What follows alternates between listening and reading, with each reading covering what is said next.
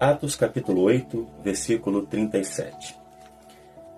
E disse Filipe: se tu crês de todo o teu coração, você pode. E ele respondendo disse: eu creio que Jesus Cristo é o Filho de Deus. Nesse episódio, o Espírito Santo fala com Filipe, um dos diáconos, vocacionado para evangelista, para se aproximar de um carro onde estava um alto comandante do Império dos Etíopes. Esse homem era um eunuco. Ele estava retornando de Jerusalém e estava lendo o livro do profeta Isaías, mais exatamente o capítulo 53.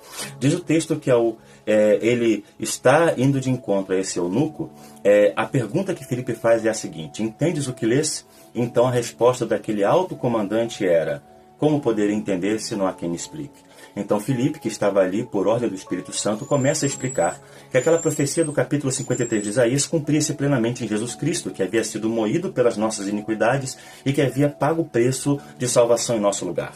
Quando ele começa a pregar aquele eunuco, seu coração se abre e aquele eunuco, então, tendo consciência de que deveria ser batizado, vê um pouco de água, vê ali possivelmente um riacho, um rio pequeno e diz: aqui está a água, o que impede de que eu seja batizado?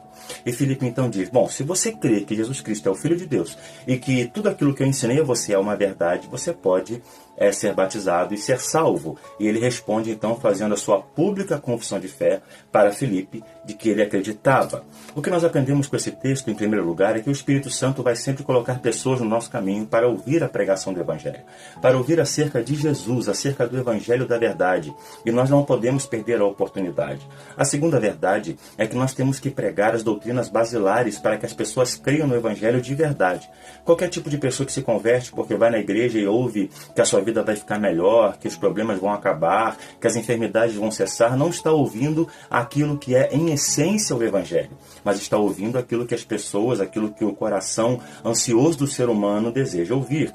A segunda verdade é que as pessoas não conseguem entender as verdades do Evangelho, as doutrinas fundamentais, se não forem devidamente ensinadas. Por isso que o Espírito Santo concede à igreja mestres, pessoas, como era o caso de Filipe, alguém que conhecia com profundidade o livro de Isaías e podia expor o seu conteúdo profético. Por isso que Deus levanta na igreja pessoas para ensinarem, porque muitos estão fazendo como esse eunuco, lendo e não entendendo. Evidentemente que o Espírito Santo fala ao coração das pessoas e que todos devem ler a Bíblia, mas Deus sempre irá usar pessoas, homens escolhidos por Ele, para exporem a sua palavra.